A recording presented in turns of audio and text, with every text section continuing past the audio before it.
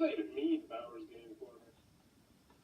there, YouTube! I'm back again today for another game review. And today I'm very excited to check out Pick Your Poison from Player 10 Games. This is for 3 to 16 players, take about 30 to 60 minutes to play. And in Pick Your Poison, this is kind of a more gamey version of Would You Rather. So there are going to be two choices presented to you that a judge is going to pick, and you have to pick which one of these choices you would rather do. And they're both going to be terrible, like wiping your bottom with toilet paper, or never being able to watch a movie again, or never being able to recognize people's faces again, or all sorts of terrible things in here. But the catch is the judge's job is to try to make the two poisons equally bad, so that way not everybody picks the same poison and they can get the maximum amount of points.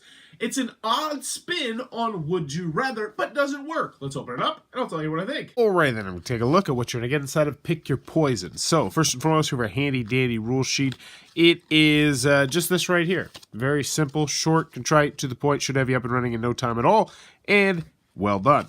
So in Pick Your Poison, what you're going to be doing is you're going to be trying to get the first person to get to 15 points. If you get to 15 points, you'll win the game. You're going to get these points by trying to be on the right side of picking which of the two options is worse, or if you're the judge, trying to make very balanced options. What am I talking about? Let's go over the components. Let's get into the gameplay. So first and foremost, have your score pad right here. You're going to have your Pick Your Poison board where you're going to have two cards that will be played out.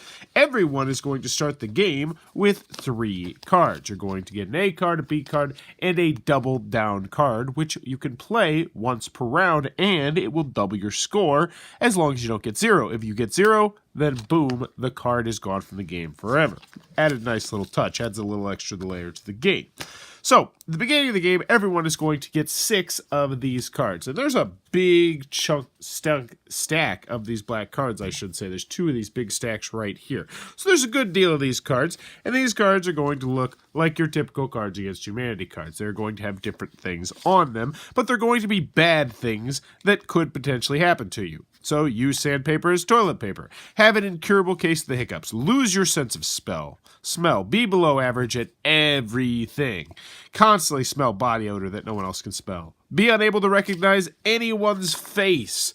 Be deathly allergic to direct sunlight. Use a litter box every time you need to go to the bathroom. Walk Gangnam style everywhere you go. Have every bug you've ever killed come back to life and infest your bedroom. Have a kidney stone the size of a pea. So these are all really, really bad things. Well, one person around is going to be the judge. Then I'll go clockwise around the table, but the judge is going to pick out one card from their hand. So, which of these is pretty bad? We'll go with have an incur. Use sandpaper as toilet paper. And I put that down, and then I'd immediately draw another card. Now, everyone else at the table, which in this scenario I have 3 players, but we'll just say, it's 4 players, is going to give me one of the cards out of their hand. The catch is they want it to be about as bad as this, just like on an even playing field. So let's see. 1, 2, 3, 4. I'll just draw 4 cards. So let's say these are the 4 cards that were turned in. We're pretending it's a 5-player game. So now I look at these, and I'm going to play one of these cards down in B as the judge. So everybody's going to secretly slide me one of their cards. So, sleep on the floor every night for the rest of your life. Wow. Be 3 feet shorter than you are. Ouch. Have each new day be slightly more boring than the last. Ooh. Have it feel like someone stepped on you when they step on your shadow. Oh! That one sounds bad. So I'm trying to feel... So it's not about which one of these is the worst. It's about which one is as bad as this one is. Now, I'm going to get to it in a second, but the judge actually gets to give you details about the bad stuff, and everybody can ask questions. So for instance, in this one, someone might say, do I just have to use the sandpaper once? And of course, I'd be like, no, it's for the rest of your life, because if it's just once, everyone would obviously pick this. So, sleep on the floor every night for the rest of your life. That one I could deal with. Be 3 feet shorter than you are. That would be absolutely terrible. Just too bad. It's too bad. It's way worse than they use sandpaper. Have each new day be slightly more boring than the last. Also too bad. So I think I'd go with this one. I feel like these are the 2 most evenly balanced. Use sandpaper as toilet paper or have it feel like someone stepped on you when they step on your shadow. And at this point, people would ask questions, and I would say, it doesn't feel terrible. It's just not pleasurable. Kind of like when someone steps on your back. Like, if they do it the right way, it can feel good, but if they do it the wrong way, it's really going to hurt you a little bit. And this one, yes, this is every single time for the rest of your life, and that includes if you're just blowing your nose. I'd throw that in there, that caveat. So now what's going to happen is everyone is going to lay down a card, except for the judge, unless you're playing an odd number. If you're playing an odd number, then the judge actually does lay a card down. So everyone's going to lay down which one of these they would rather do. So let's just go, and we'll do this one randomly. So we flip them over, and we have ourselves 2 Bs and 1 A. So those are the most popular. 2 Bs and 1 A. Now here's how the scoring works on this one. So first, if everyone picks the same one, so let's pretend that these were all Bs, that's bad for the judge. That means the judge did not do a very good job of making sure that these are about even. If that happens, then everybody else gets 1 point and the judge loses 2 points. So you don't want that to happen as the judge. One thing I also forgot to mention is whoever handed me this card is going to get 1 additional bonus point. So if they pick your card, then you get 1 point. So that is the incentive to actually giving them good cards and not just cards that are not anything at all, as bad as that one. So next, if it's a split decision, then whichever side has more answers would get a point. So for instance, back to this scenario, let's actually do it like this. This person who put A would get no points. This person would get 1 point, and then this person would get 2 points because they were on the right side. If this person played their double down card, then this double down card would be lost from the game. Like, they don't get that card back ever again. Last, if it's a tie, which is what you're going for as the judge, then the judge gets 3 points and nobody else gets anything.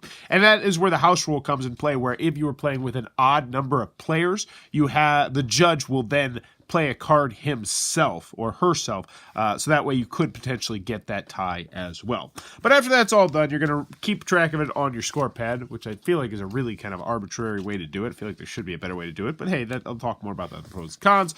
All these cards get thrown into the discard pile. Everybody draws back up to 6 cards, then the next person becomes the judge. You rinse, you wash, you repeat until somebody has gotten to 15 points, at which point they will be the winner of Pick Your Poison. And that, in a nutshell, is how the game is played. Alright then, pick your poison for player 10. What are my final thoughts? Let's go over the pros, let's go over the cons. First, on the con side, game's not going to be for everybody for a variety of different reasons. First one is that this is purely a family/party game. That is the only 2 categories that I really put this in because there's not much strategy to the game. The only strategy is trying to make the cards evenly balanced. You don't want a really terrible card and a really good card out there. So if you're the judge, you have to try and make them evenly balanced with the cards people give you, and then also give them more details to make them more evenly balanced. And if you're not the judge, then you're trying to just hand the person 1 card that's evenly balanced. They pick your card, you get the point. The other strategy in the game is, of course, the double down, which, there's some strategy there, but that's it. You can play this with an 8-year-old, you can play this with a 40-year-old, and I'd say they're about on an even playing field. Continuing on with the cons is that the score pad, I'm not a big fan of how the score pad works. I wish there was a different way to keep track of the score, but it's perfectly serviceable. And I would rather them give me a score pad than not give me anything to keep track of score, so I'm not going to complain about that too much. Another con that I have for this is peppered in there every once in a while. You're going to find a card that is, pop culture references, and there's not too many of them, but there's a few, and those are probably not going to age well. If you can tell, I'm really struggling to poke too many holes in this game.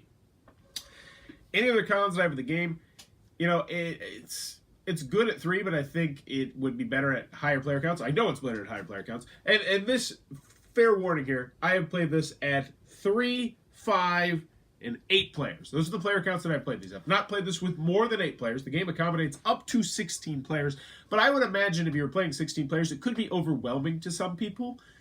Getting handed 15 poison cards at one time and then trying to pick the 1 card that is most evenly balanced. So I could see that slowing down the game a little bit when the judge, especially if the judge is someone who, is a slow reader, they take it in a little bit slower, gets handed 15 cards, and then they're kind of stressed. They're like, oh man, which one of these cards should I play? There's so many. Like this one, this one, this one. So I can see at the high player counts that being a slight issue. But more honestly, I'm more impressed that this could accommodate 16 players, and I think it would probably accommodate 16 players pretty dang well. Which is part of the reason why I'm keeping this game. Part of the reason why I'm telling you that this is a great game. This is a great family/party game, and I can definitely recommend it to you. So what did I like about Pick Your Poison? Moving on to the pros, easy to learn, easy to teach. It's a spin on Would You Rather, and I like the elements that they added. I like the fact that there's different ways to score points. I like the fact that there's the double down card. I think that's a really cool way to score points. I like the fact that you are trying to give the judge a card that's evenly balanced with what they played, and I think that's a really interesting aspect to the game. Most of the time, the game was designed to make it so that the choices are difficult, and just like in strategy games, people love when there's difficult choices to be made. At least I feel like most people do, which is why we play these type of games. And when a party game is able to pull that off, I feel like it's something that we should really say, hey, check this out. And Pick Your Poison did that very, very well. And I think this is a great party/family game. It's going to go immediately into my collection. Actually, you know what? This one actually might make my collection. Because most of the time with party games, if you watch my channel, I give them to my buddy Eric. Because that's primarily where I go over and play these type of games a lot of the time. And this one I think I might actually keep for myself in my classroom because it went over really stinking well in my classroom. Now, that being said, I did have to, go through some of the cards and be like, this one, they're not really going to get that much. This one doesn't make much sense to them. This one doesn't make much sense to them. I wish that it was a little bit more age-friendly, but I understand that was not the target market they were going for. But I feel like it does a really good job of doing that. There is also a not suitable for work expansion, which is also really good, which I will probably combine when I'm playing with adults. But that's going to give it some more legs. It's going to give you more cards and more interesting poison options because you'll have a tame one versus a not suitable for work one. And I think that's a really cool concept as well. I like the components aside from the score pad. Once again, I'm happy there is a score pad, though. I like the fact that you're not going to be burning through cards so much because a lot of the time with games like this, you burn through cards really fast. But with this game, think about if you're playing a 6-player game of this. The judge is going to pick 1 A card. So there's 1 card you're going to see. Then everybody else is going to hand him, hopefully, the B card. So there's 5 cards there. So there's a grand total of 6 cards that will be in play in a round. But the judge is only going to pick 1 of those 5 cards, which means nearly everybody at the table is only going to see 2 of this, 100, probably 150, 200 cards in the game, which means you're not going to get burnt out on the cards too fast, which is another great aspect of the game, which a lot of party games have issues with. So I was a fan of that. I like the fact you get the board in the middle to do the Pick Your Poison. And in the end, I can really recommend this. If you're looking at this as a party game, yes, absolutely. Easy to learn, easy to teach, fun. You can play it completely hammered, or you can play it completely sober and have fun both ways. And as a family game, yes, you are going to have to go through some cards, maybe cull some cards that the kids aren't going to really understand at this age. But for the most part, yeah, it was a big hit in my classroom. Kids really enjoyed it. They liked picking the difficult one. They liked making details about the cards when they were the judge. And in the end, Pick Your Poison, absolutely one I can recommend. A great party/family game. If you enjoyed this review, please be sure to click on that subscribe button down below in the comments below. Let me know. Seafood! Do you like it? For me personally, when I go to Florida or when I go to California or Maine or someplace that's on a coast, oh my God. Yeah, it is game on. Every time I go to a seafood place, I kind of make the same joke that I always do. And it's like, do you have like a platter that is just pretty much me just sticking my mouth open and, going under a boat? I just want all sorts of different seafood in my mouth, a sampler platter, so to speak. And yeah, but in Indiana, the seafood is really hard to come by because, we got Lake Michigan, but that's not really, that's not the same. I want swordfish and stuff like that. So not nearly as much in Indiana, but when I travel, oh yeah, all bets are off, all about the seafood. But let me know in the comments below, seafood, yay or nay, and as always, thanks for your time, YouTube.